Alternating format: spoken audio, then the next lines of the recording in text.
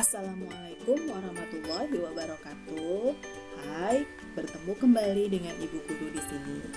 Hari ini kita akan membahas materi di tema 6, subtema 1, pembelajaran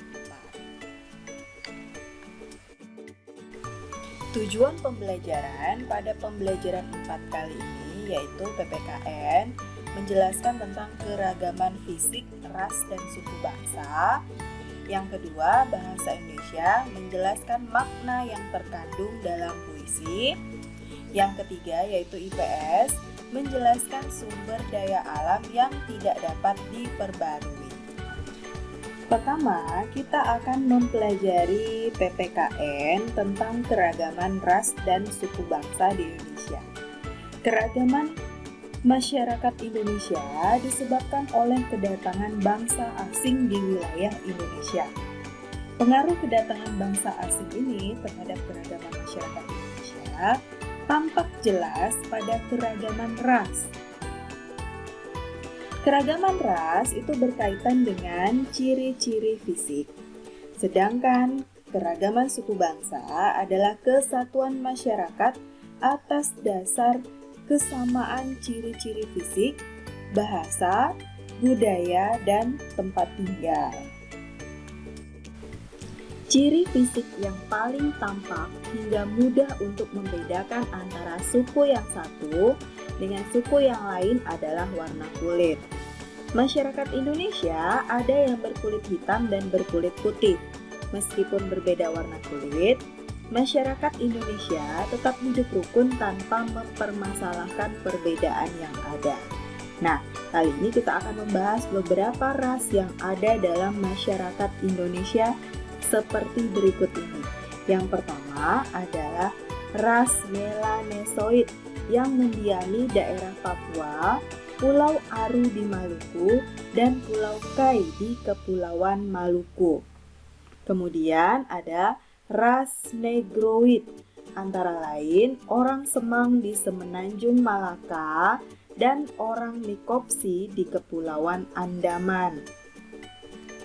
Yang berikutnya adalah ras Wedoid.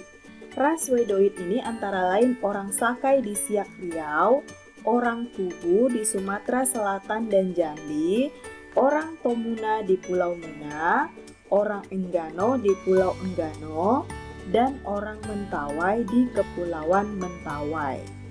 Yang berikutnya adalah ras Mongoloid. Ras Mongoloid ini dibedakan atas dua golongan, yaitu ras Proto-Melayu atau Melayu Tua. Antara lain adalah suku Batak di Sumatera Utara, suku Toraja di Sulawesi Selatan, dan suku Dayak di Kalimantan Barat. Lalu ada ras Deutero Melayu atau Melayu Muda. Antara lain suku Bugis di Sulawesi Selatan, Madura, Jawa, dan juga Bali. Ras yang berikutnya adalah ras Asiatik Mongoloid, seperti orang Tionghoa, Jepang, dan Korea. Ras ini tinggal menyebar di seluruh Indonesia, tetapi ada juga yang mendiami daerah tertentu. Nah, yang terakhir adalah ras Kaukasoid. Ras Kaukasoid ini adalah orang India, Timur Tengah, Australia, Eropa, dan Amerika. Ras ini juga menyebar di seluruh Indonesia. Selanjutnya, kita akan membahas pelajaran bahasa Indonesia tentang menjelaskan makna yang terkandung dalam puisi. Menjelaskan makna puisi adalah menjelaskan maksud atau isi yang terkandung dalam puisi. Nah, dalam menjelaskan makna puisi ini harus dilakukan sesuai dengan pengalaman dan pengetahuannya. Hal ini dikarenakan setiap orang itu memiliki cara memaknai puisi yang berbeda-beda.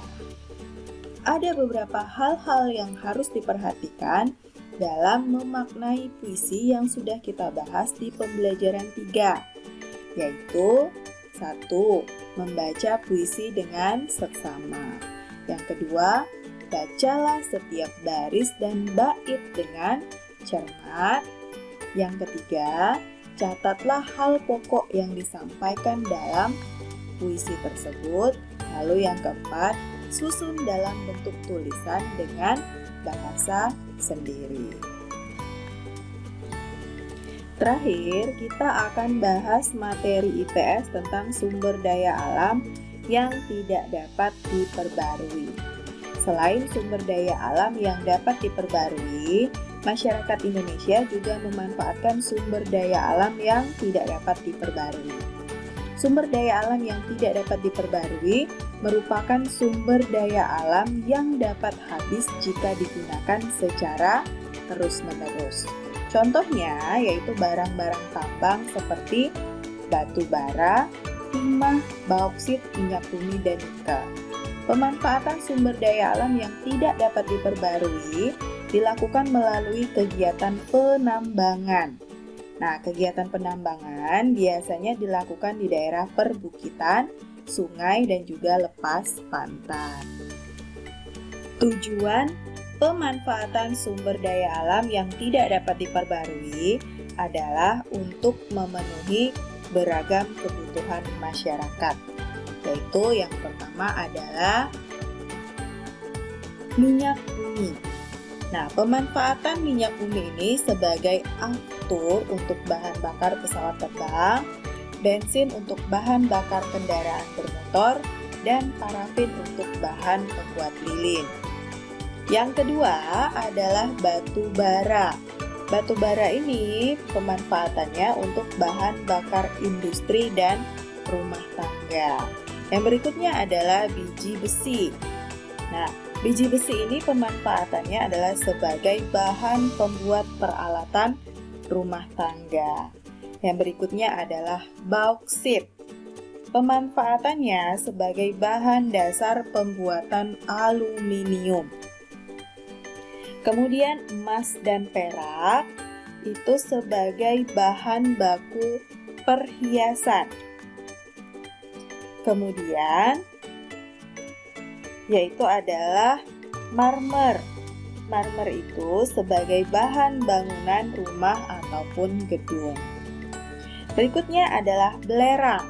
Belerang ini bermanfaat sebagai campuran bahan pewarna dan bahan baku pembuat korek api. Nah, yang terakhir adalah nikel. Nikel itu bermanfaat sebagai bahan pelapis besi agar tidak mudah berkarat.